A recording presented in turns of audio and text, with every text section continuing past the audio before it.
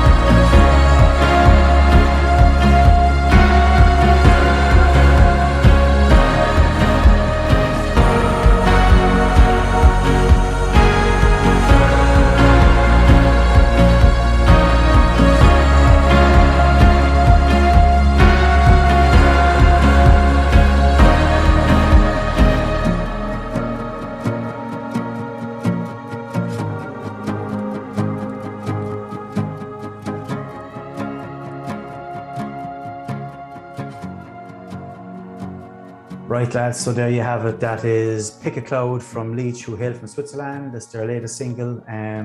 Right, Rich B, kick us off. What do you think? I hate to be controversial on my first appearance on this new show, and I know Pat, you're a big fan of this band. Yes.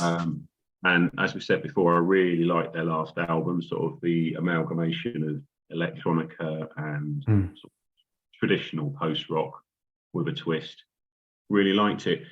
This has got a lot more synth in it and a lot less traditional sort of guitar-based post-rock.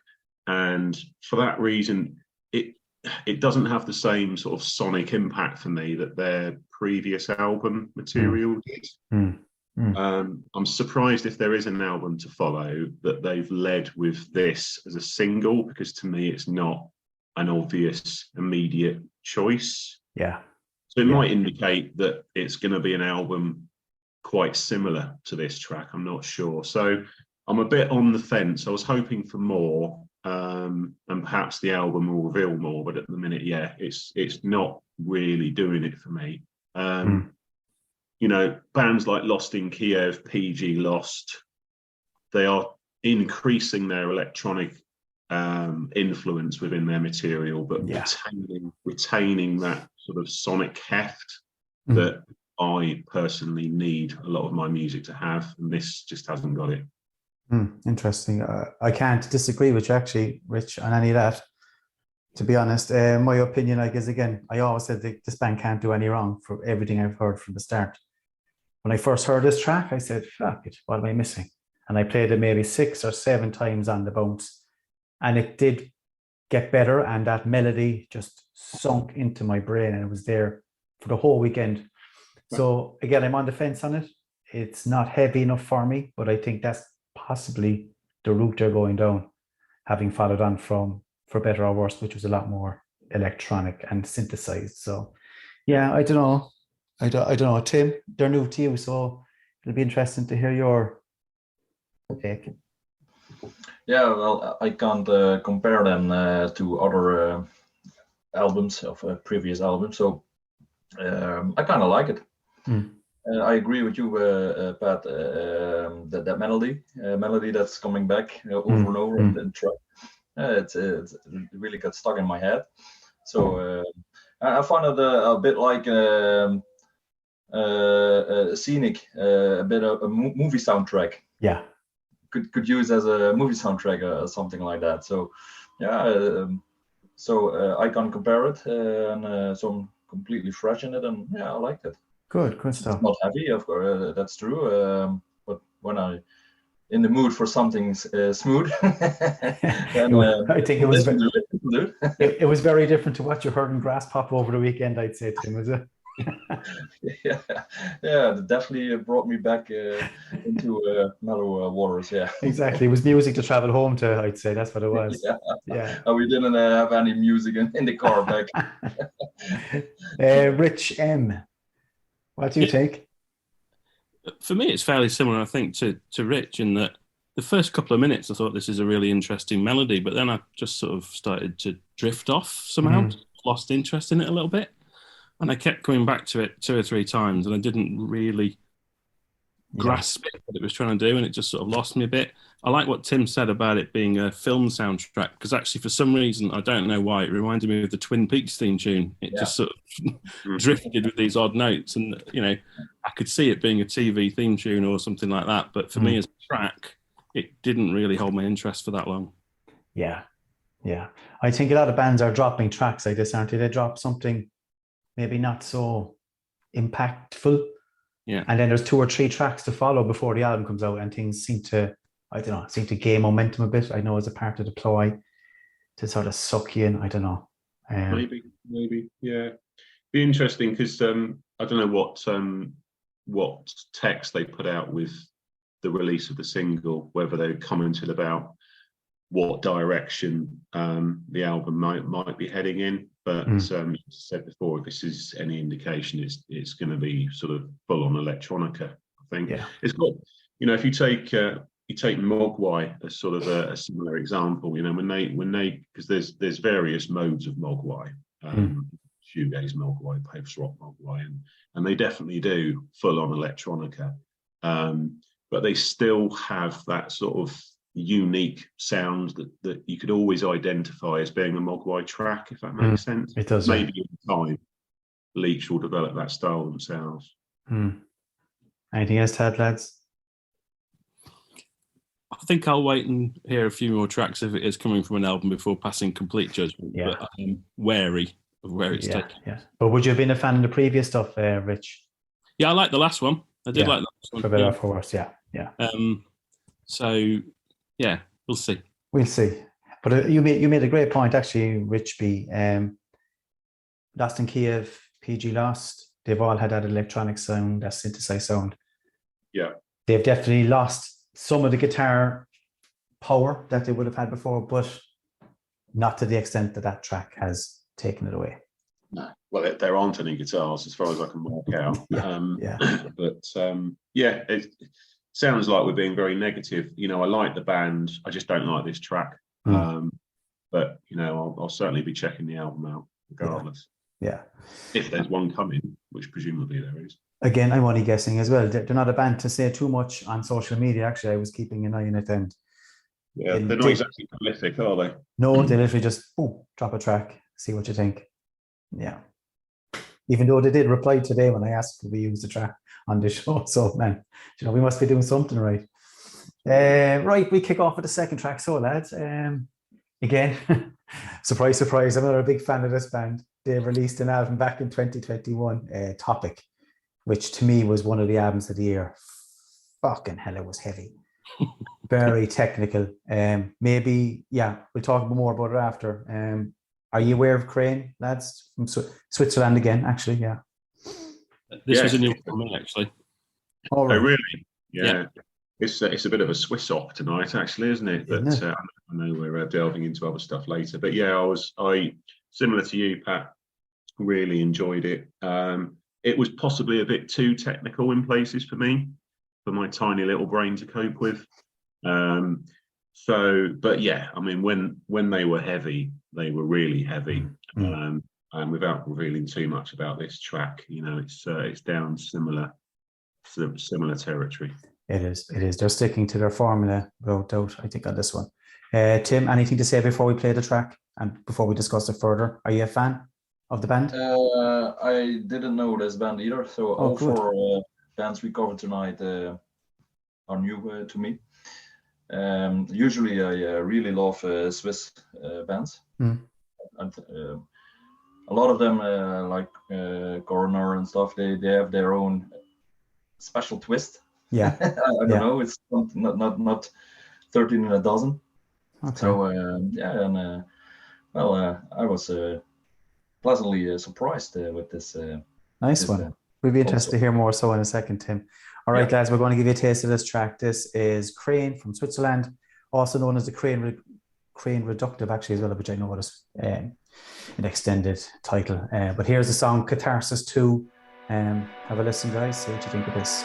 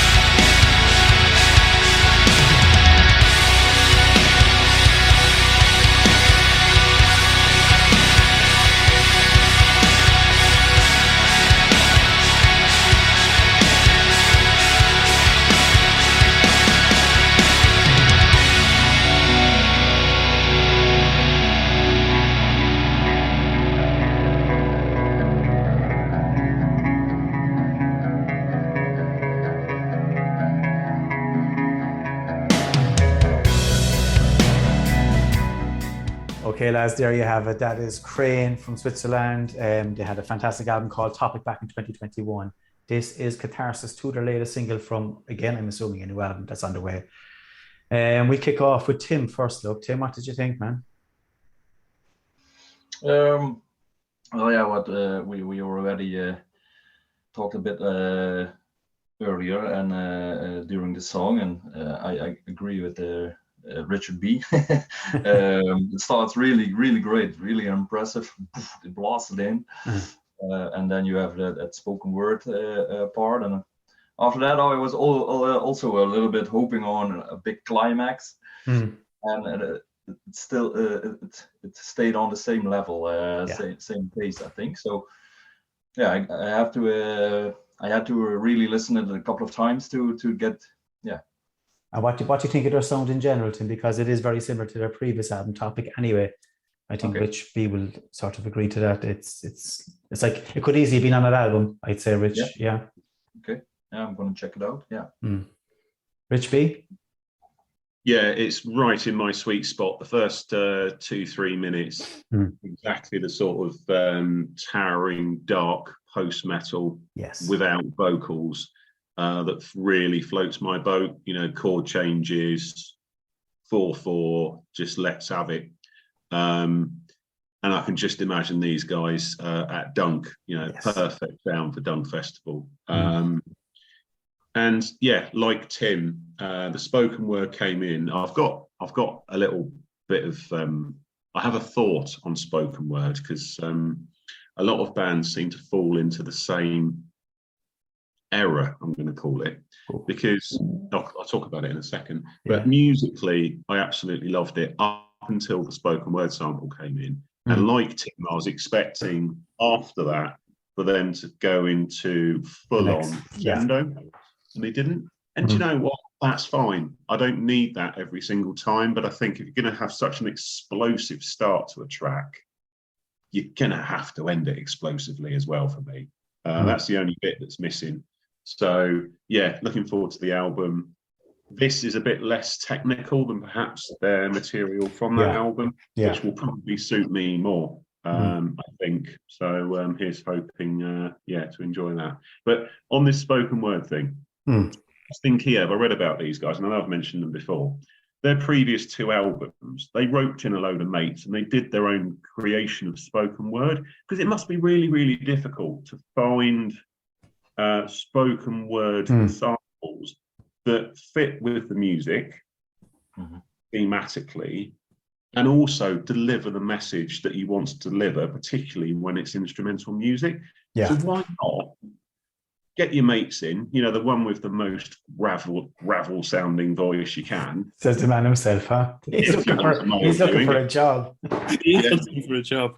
Yeah, absolutely. Or the most angelic female voice, alternatively, if you want to head in that direction, without being sexist about it. But create your own stuff. You know, write your intros and get your mates to deliver it, because then you can take it in whatever direction you want to.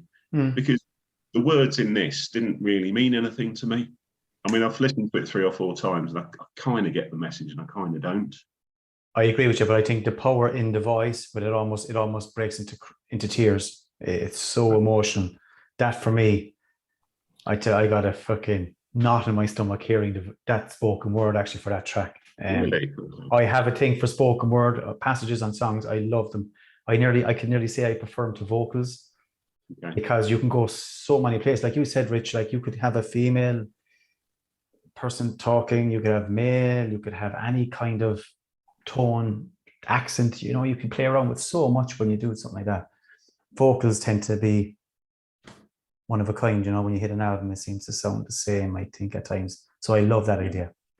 Well, you are an emotional wreck anyway, Pat, let's face it. As you know, I'm emotionally vacuous. So I must admit we've witnessed it firsthand, so look, there's no denying it here anyway. Rich, what do you think on that? I actually really liked it. I really liked it. I liked the spoken word. Like yourself, it was more about the emotion than the actual words themselves to some degree. And even though, you know, you probably wouldn't expect me to say this because I like the heavier end of music, actually coming out of that spoken word, I really enjoyed, because I thought the guitar tone that it came in with was really, really good. And I didn't need that big hit crescendo from it. So for me, they're a band I'm going to check out more. Nice one. I was sorry, Rich, go ahead there. That's fine. Like, I reckon not every single track from a post band has to have the crescendo. Like, it doesn't have to have big impact, does it? No. Do you know? Not at all. No, I think often the more. Sorry, Rich, go on.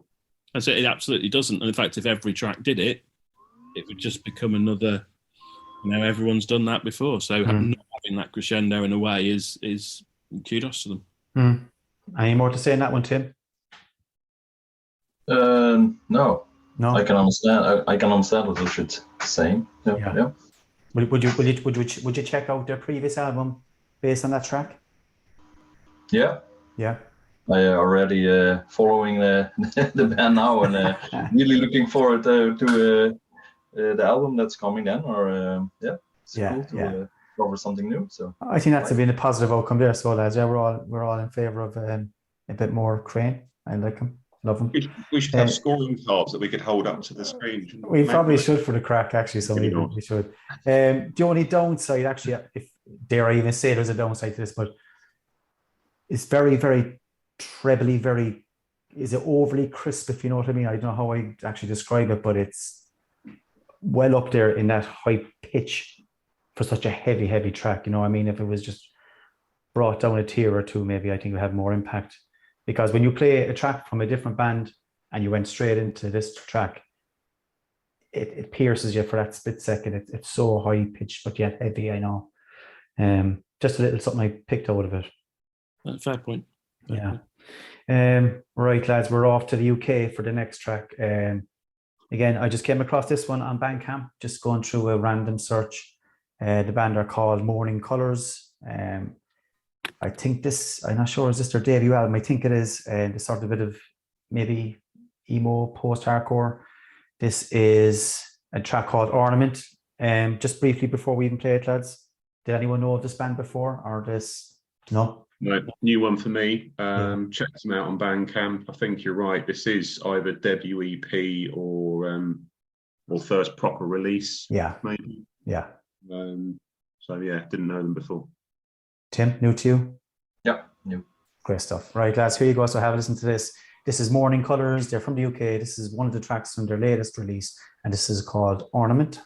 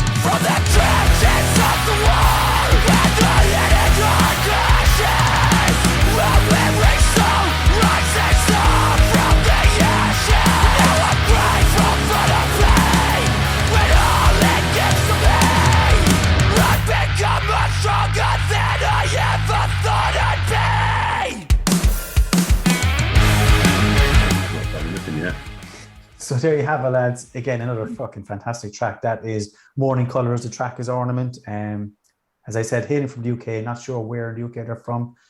Again, check their Bandcamp page, lads, if you want to hear or know anything else about them. But we're going to kick off with Rich M. Rich, what was your take on this track?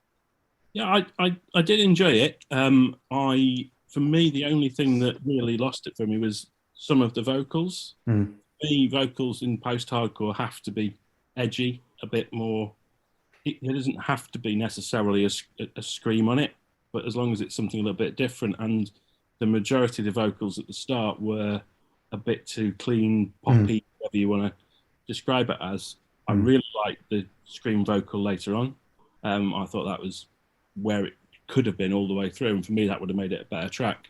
I did enjoy it, but I just wanted more out of the vocal that would give me that harsher element. Yeah. And I had a quick run through the album, actually, and there probably is more of the heavier and harsher vocals throughout. Maybe, again, it was my choice to pick Ornament. Maybe a bad call on my part, Rich. I don't know. Not a bad call. It's not a bad call. I just think it was an indication of laziness because it was track one on the EP. I wasn't going to point that out, Rich. This is the place to do it, as I'm very, very thick-skinned, I can tell you that much. I can take the hit, don't worry. You're going to need to be when I get warmed up. That's the job. But we're nearly finished there now, Rich. Right, Tim, what did you make of it? To be honest, this was for me the song that I didn't like. I think the other three we we went through, I liked it better. Mm. And because of the vocals, yes, I think the clean vocals somehow remind me a little bit of Ignite, but then with less character.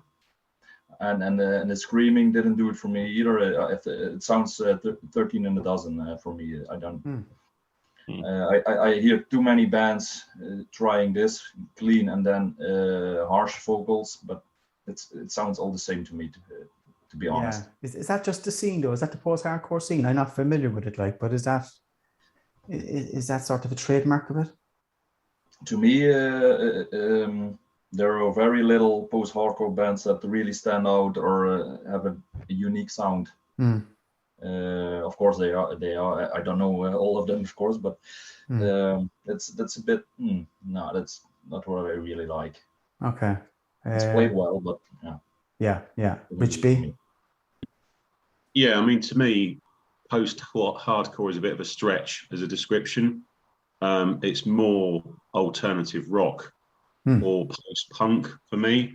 You know, it reminds me a bit of bands like Alkaline Trio, you know, who I really like, or Jimmy Eat World even. Yeah. You know, before the screamed vocals, because it's too nice sounding post-hardcore, which doesn't make it a bad song, you know, as well. And believe it or not, Rich M, I actually quite liked it when he started screaming, because again, the vocals before that, you know, they were okay, but you know, nothing to really write home about.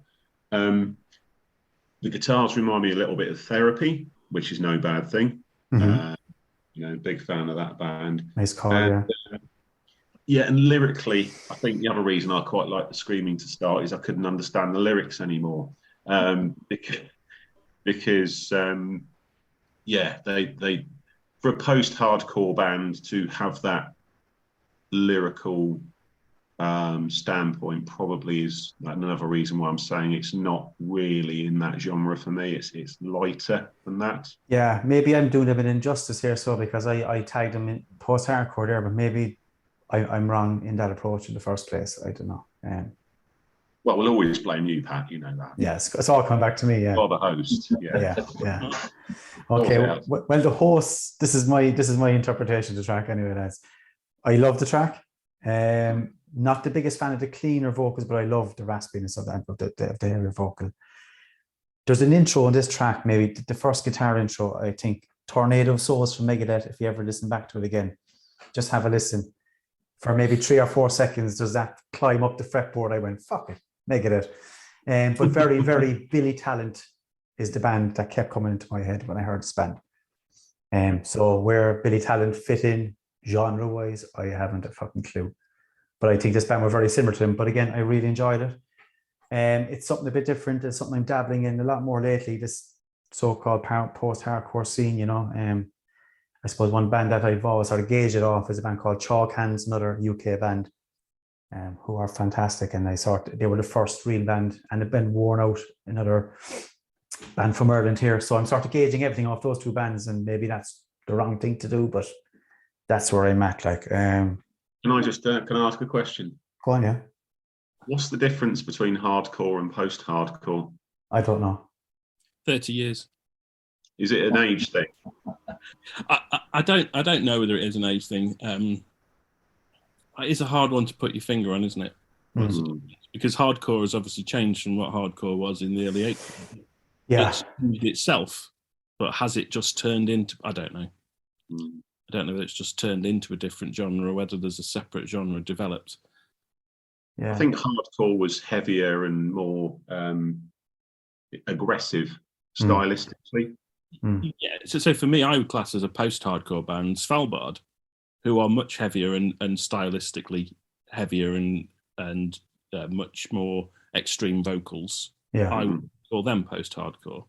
I don't necessarily, as you said earlier, think this is. Is this your scene at all, Tim? Like, would you not listen to a band because of the hardcore, post-hardcore tag, or is it not a genre you're into? Oh, I really try not to label things or shut things out. So I always try to listen with open ears. And I really do like the contrast in clean and heavier grunting or screaming. Yeah.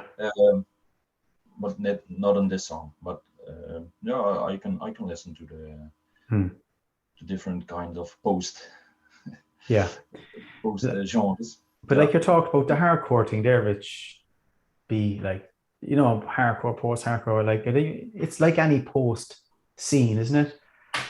What's post-metal as opposed to fucking metal? What's, you know, where does it become one and not the other? I don't know. Yeah, I think I am so guilty of this, and I'm trying to wean myself off it, you know, and it's genre tags on Bandcamp, you know, because there's so much music to sift through if you're into keeping up with new releases, as I try to be, fail miserably most of the time, that you just hang around in the genres that you are most in love with. Yeah. And so therefore, if you come across a band that have labelled themselves in a certain way, and it's not a genre you're particularly familiar with, it's perhaps not the right thing to do to criticise it on the basis that it's not fitting with the description. And actually, you should just base it on what they sound like. And on that basis, you know, this track is perfectly reasonable alternative rock, but it's not going to, you know, it's not necessarily going to float many post-hardcore fans' boats. Okay, yeah.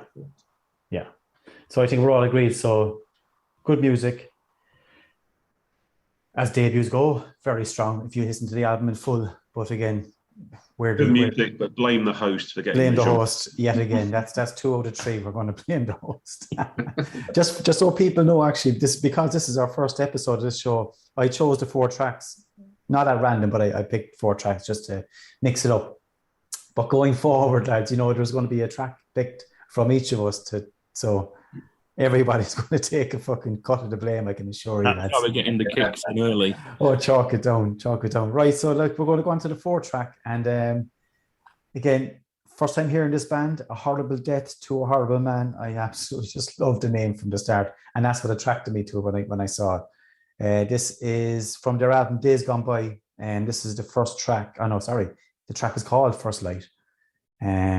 Again, just impressions before we play it off. Tim, what did you think of this track?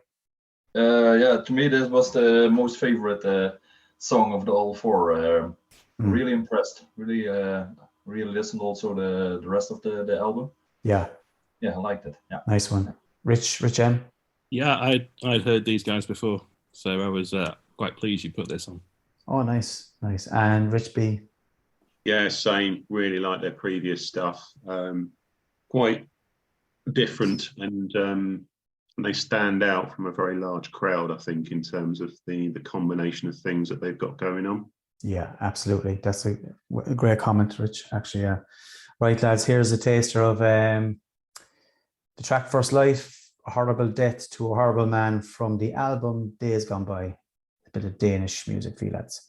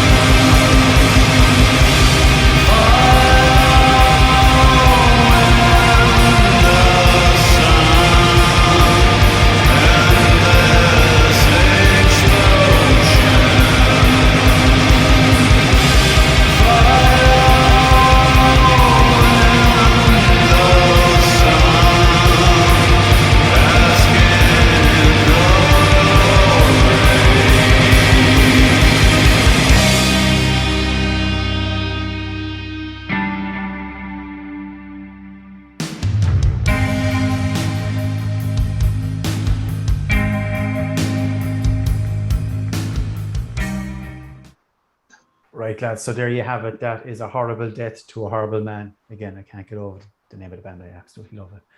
That track is First Light from their album Days Gone By. It came out very recently, lads. Again, in the last few weeks, I don't have my notes to hand.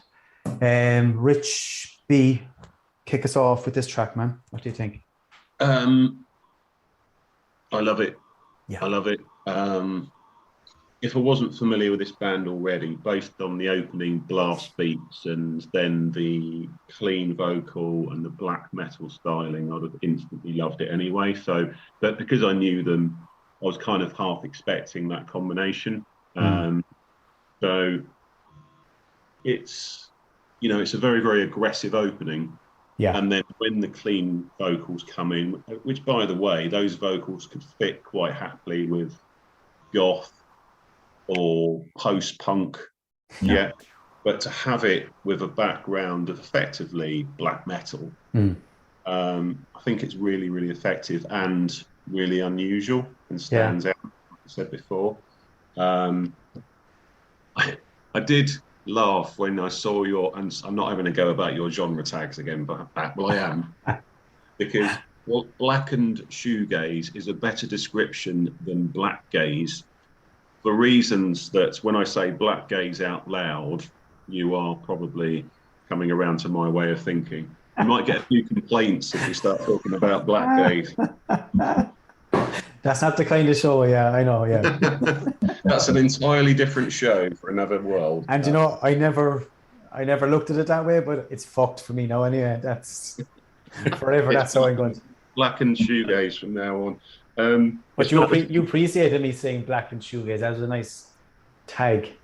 Yeah, absolutely. Yeah. I mean, you nearly recovered from your previous failings this evening. This track's not the strongest on the EP for me, and I've spent quite a bit of time with it over the past weeks, not just because of this show, but also because I liked the band and I was looking forward to this release. But yeah, I like what they do. I'd love to see them live. Whether they would be on Dunk's radar, they kind of sit possibly in the same territory as a Swarm of the Sun, who have played Dunk. A nation band in a Dunk band. Yeah. So there's not many out there currently doing what these guys are doing. So absolute kudos for that. So nice. Thumbs up from me, definitely. Big thumbs up. Tim? Yeah, I really love the song also. It was new for me, like I said. Really love it's a kind of epic, bombastic at times. The clean vocals are really unique, and they're a little bit on the edge of like Rituals post-punk, but also a little just in tune. So a bit raw. So it's very special. Like I said before, but the other band, 13 a Dozen, this is really something different. This is unique for this band, and that I really like. Sometimes a bit reminding me of All Them Witches vocals a little bit. Yeah. So really, I really love this, and I would really love to see it live. I saw that they are from Denmark, so they played with Convent and Alchemist. I really hope they can put those three bands together and let them play over here in let them make a Tim Fest for you, is it? Yeah. Tim Fest. Very cool. Really glad, and I really love the artwork of wow, it's very nice. Stunning with the blue. I think hope they have vinyl so I can order only, let alone for the artwork alone. Exactly. But the reason I picked this track actually is because it was already released as a single, so I said just in case I overstepped the mark, I said I'd pick the song that was already released. But I just think there's so many elements to this band. There's so many styles and sounds in it. As I mentioned, Richie off air there, that St. Petersburg post-black sound of Show Me a Dinosaur, Tierna, all have there's big elements of that sound which I absolutely fucking love. That heavy, fuzzy black metal guitaring. The softer vocals then, again, we all have our own backgrounds in music, but Johan Edlund from Tiamat, his vocal came to my mind straight away, because he was never, like you said, Tim, it's never perfectly in tune. It's just staying within range, but that's the beauty of it, you know. I think that's the beauty of his vocals. Refreshing out, loved it. One of the unexpected releases of the year for me, and it's definitely going to be up there as an album, a potential album of the year. I'm going to leave this last word to Rich M, I'd say, because I know this man. Maybe I can. You said Tiamat, and I really had in mind with the clean guitar parts a little bit, reminding me of the Wild Honey album a little bit. So there is a bit of that there too, actually, Tim. Yeah. Nice one. Rich? That's it. Loved it. That's it. That's it. No, I've got more to say than that. I was going to say, we fucking time to kill. Come on. No, it right up my street in terms of, you know, the blast beats, the death, the sort of black metal sound of it. Absolutely adored it. It's one of those tracks where if you were seeing it live at a dunk, when that initial beat kicks in, you just know you'd have a huge grin on your face and you'd be turning to everyone saying, "Oh yes." You know, it's one of those moments. That moment, yeah, that nod of approval, isn't it? Like, oh yes, we're going to have fun here. Yeah. Brilliant. For me, at the first time I heard it, the vocals, I had to go back and listen again, and then I thought, yeah, does it work? Doesn't it work? It absolutely does. And the other thing I enjoyed, and this is a very small little thing, is the ending of it. Most people would have put a 2-minute crescendo ending in. They went for about 4 seconds. Yeah. It was just bang, bang, bang, gone. Yeah. Brilliant. Just something completely different. So, yeah, definite thumbs up from me. Excellent. Fucking top marks all around. So that's for A Horrible Death to a Horrible Man. You enjoy saying that, don't you? I actually love saying it, Jai. I've been saying it all day. I had to stop myself from coming up with a list of individuals that might fit that description. There's none on here, obviously, Rich. No, there's none on here. I was thinking that's all that matters. People in the news that might need to suffer that. Yeah. We won't have that conversation either this evening. Brilliant, lads. That's the 4 tracks that we said we'd cover, and we've covered. So, thumbs up, thumbs down for LEECH. On the fence. On the fence. Yeah, I think thumbs up on the basis that I know they can do better. Yeah. And I think they'll show that in the album, even if it's full on electric on a. That's going to need to be edited. Another new tag. Yeah, if they retain their electronic elements, I'll certainly be listening. Brilliant.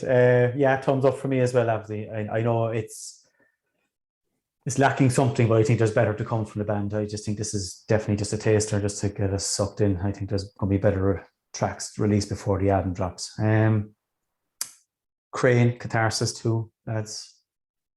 Thumbs up. Yeah, thumbs up for me. Yeah, all around. Yeah. Definitely, yeah. The lads' Mourning Colours from the UK.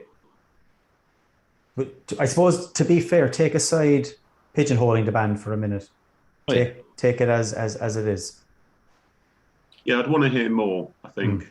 I listened to the rest of the EP and I enjoyed a couple of the other tracks a bit more. Yeah. So yeah, I'm happy to be open-minded in terms of more material from them. It's a promising start, I think you call it. Absolutely, yeah. You'd agree, lads, Rich? On the fence with it. Give some more listening to it. Some bits I liked, some bits weren't necessarily up my street, but that's what music's all about. Nicely said, Rick. Oh, very diplomatic altogether. Fuck it. Tim? I will try the other numbers on the songs. Yeah. But if it's a little bit the same as this, then it's not for me. Okay. And again, lads, the last one there, Horrible Death to a Horrible Man. I can't stop saying it. Thumbs up all around. The highlight of the night, I think, lads, is that track. Yeah, for me, definitely. Absolutely. Brilliant. So there you have it, guys. They're the first 4 tracks ever to be reviewed on the Review Room as part of Smashing Skull Sessions. We want to sort of include something else every week as well into this. So maybe we just bring up another topic to discuss. And I was trying to think of what to bring up for the first episode, lads. And the most fucking obvious one stood out like a sore thumb no matter what way I turn was Dunkfest, because as I said, we met up for the first time back in 2017, lads. And ever since we've been Dunk compatriots, and we've fucking witnessed some seriously emotional moments that you wouldn't even have with your own fucking wife, you know what I mean? Not combined with the lads. It's all from Rich. It's from Rich. So this year, I know, sorry now, Tim, I know you haven't been at this year, but you were there in 2019, so we can include you in the conversation. Yeah, 18 and 19 I was there, yeah. And 18 as well? 18 also, yeah. Yeah, one day. Okay. Cranial and I thought, yeah. Oh, nice one. So, lads, what did you make of this year's Dunk 2023? We go with Rich M. So, fuck it. Start with. For me, it was the strongest lineup in terms of music this year, in terms of bands I like. Whether that's because I'm getting older and I'm less inclined to go and see bands that I'm sort of on the fence about. I used to go to see as many bands as I possibly could at a festival. Yeah, if there was 10 on in a day, I'd go and see all 10. Now I'm a bit more picky, especially when there's 14 flights of stairs involved to move between stages, as there is at the new Dunk.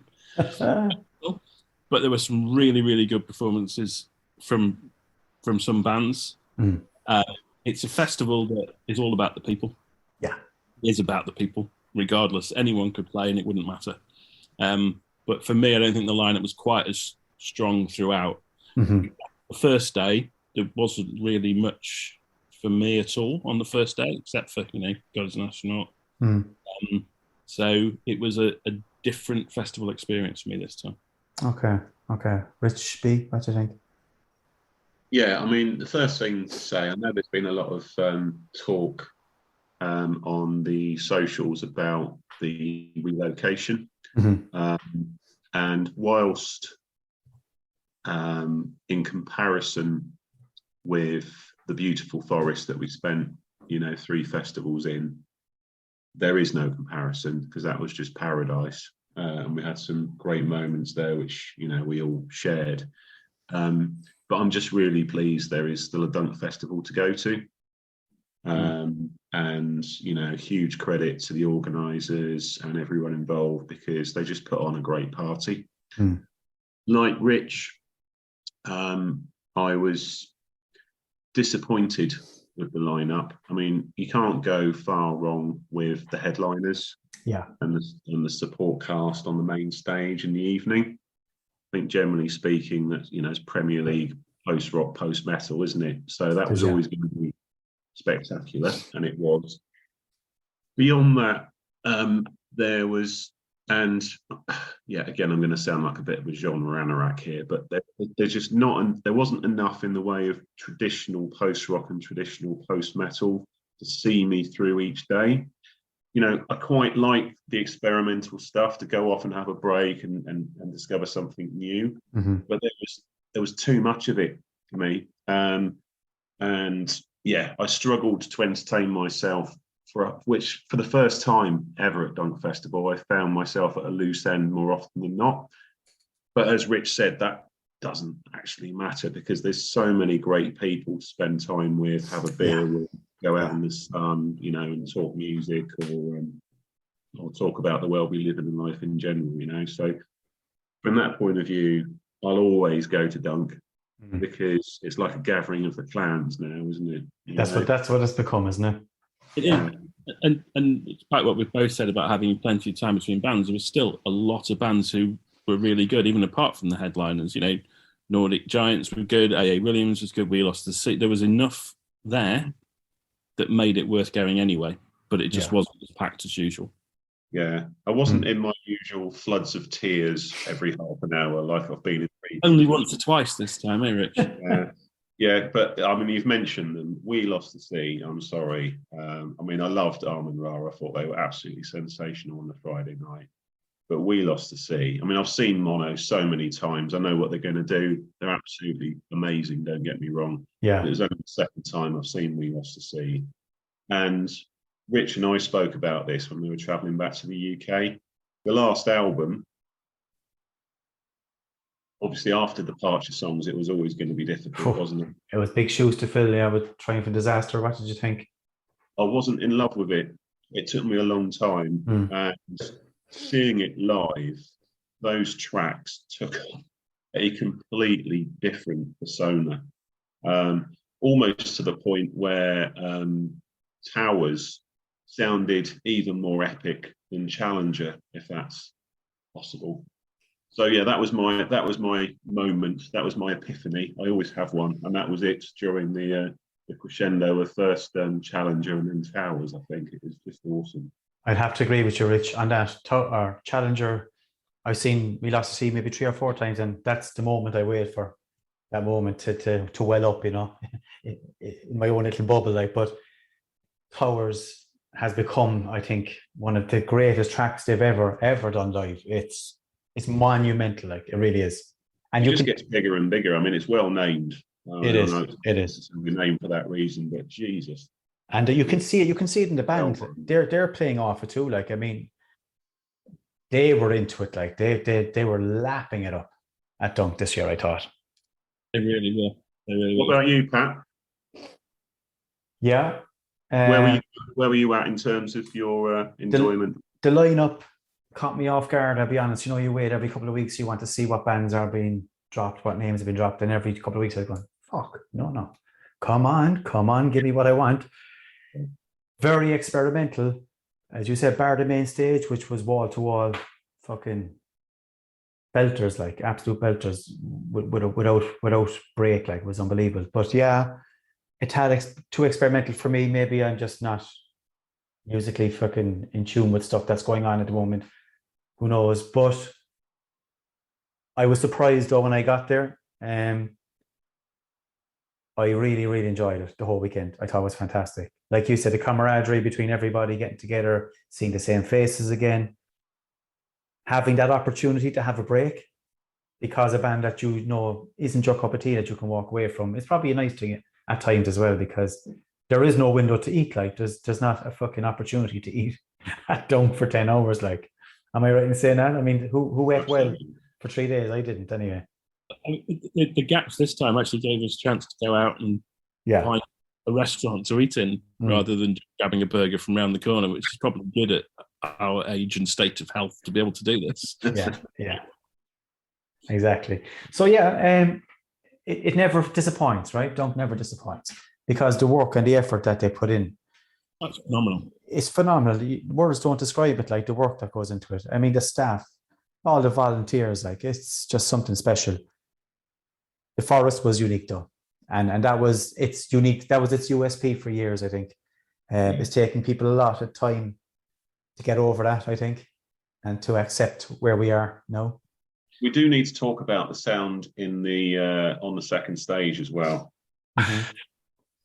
because I felt this last year and I felt it again this year. There's that room, the sound is not great, and I don't know if it's the room, sound desk, or what, but it just there was only one band that I saw the entire weekend in there that sounded good, and that was AA Williams. Okay. I think, and I agree, there's a lot of bands that don't necessarily sound great in there. I think it's a very difficult venue to get right, but what it does is it sorts out the good sound engineers from the not so good sound engineers. There are 3 or 4 bands over the last 2 years that have sounded incredible in there. So it is possible. I just think it's harder to hit that mark. Yeah. Rue were great in there last year. Sag and Fon were great in there last year. AA Williams was great in there this year. So it is possible. All right. Yeah, look, like he said, that I will go to Dunk every year anyway. I suppose on the way home from Dunk, when you're battered and bruised and your feet are blistered from the stairs, you know, you're thinking, nah, I'm going to take a year off and reassess. But no, I have the accommodation booked already. I'm looking at flights already. So look, it's going to happen again. You know, I think it's something you can't stop once you start. But I'd be right in saying, lads, it's going to be very hard to walk away from it. Yeah, well, I know you fucker. If we didn't go next year, you'd be like, oh, it was the best ever. Yes. It was the best ever. So just for fear of missing out, I have to go regardless. But yeah, I'll be there. Yeah, I think, well, as long as everyone else goes and there's enough music there to, to hold interest for 3 days, then absolutely. If it suddenly turns into a rap festival and no one else is going, then I might pull out. But what have you got against rap? Yeah. I needed a genre quickly off the top of my head. It was the first one I came to. Gospel. No, we need to talk about your. We need to talk about your dislike of rap, Rich, because I think it's quite important to get this out to the open. It'd be interesting to see what style would come out of it, though. What would you wear to the event, Rich? I'd be curious to see if it was all rap. I'd go back to my school days and have a big VW badge. You know, I'd go Beastie Boys 80s. Nice. But look, I know Tim, you were at Dunk before. Like you were there in 2018 and 2019, and you haven't been in the new venue. But no, would you go back to Dunk based on your experiences from those 2 years? Yes, if the lineup is good. I really found the location. Yeah, you have no comparison. You're right, Richard, but also you have. So I thought that was really unique, and everybody thinks that, of course. But I agree on the atmosphere there, the love for music. You feel it in every tree. You felt it in every tree and every people, So that was truly unique. And but I really love more the post metal. This more the bit more heavier stuff than the dreamish post rock experimental stuff. And I thought, we have a lot of great festivals over here in October also. Soul Crusher, Samhain, and there's more post black, doom, post metal, heavier stuff, and all things cost money, So I really have to choose, and if I have to go to Ghent, pay for hotels, and I don't really like the bands or not enough, then I have to choose, and then so far it wasn't enough for me to choose again for Dunk, but I totally agree with the special atmosphere you all described, and I would really love to come back there again. Yeah, sure. So it depends on who plays so for you, Tim, whether you'd go back again or not. Yeah, absolutely. And that's fair enough, I suppose. I was looking at, again, just going through the bands and stuff, and I was thinking, who would you like to see next year? Like, what band names need to be dropped for you to automatically say, fuck it, I'm going, lads? Russian Circles. Well, we were thinking about who has played there but not for a while and is big enough to headline. I mean, if you look at who was headlining this year, who played this year, you've got to take out Caspian, you've got to take out God is an Astronaut, you take out Mono, you take out Aron Ra. There's a lot of bands there who are headliners. Russian Circles played in 2018. Yeah. That's 5 years. I think they'll be there. Anyone else? I'm hoping one band in particular who I've only seen once in London about 7 years ago, Jacob. Yeah. Jacob lining at Dunk. I mean, they have done it before. They don't travel much these days, as we know. But but those guys, I love their music, and I think they would be a perfect headliner for one of the nights. Maybe play Solace in full would be a dream for me. A dream. That would be good. Yeah. I threw down a couple of names there that I'd love to see next year. I'm going to try and shorten it a bit. Black, BLAK. Just a bucket list band. I have to see them. Whenever I hear they're going to play live, I'm traveling, simple as. I'm going to be there. As for Arm of the Sun was one of the most emotional experiences I've ever had at Dunk. And I want to relive that. And I know they're writing new music, so maybe next year. I think we're in agreement, actually, lads. As for Arm of the Sun was fucking something else. I think that was the moment where we met, Pat. It was exactly that. Yes, it was. Fucking hell, going tears, hugging and blubbing, presumably. Yes. The American contingent, lads, they seem to come every couple of years. I reckon we're going to see the boys traveling this year, maybe next year. Maybe I was hoping maybe Pray for Sound, Pillars, Ranges, Coastlands, get them back because there's a lot of them do new music. So I think they seem to travel in herds, like so. Yeah, they do, don't they? Yeah. They were missing in action largely this year, apart from Casper, weren't they? But yeah, I mean, of the ones that you listed, the one that made the biggest impact on me, and obviously I was aware of the album before, were Pillars. I thought I thought they sounded absolutely brilliant. Yeah.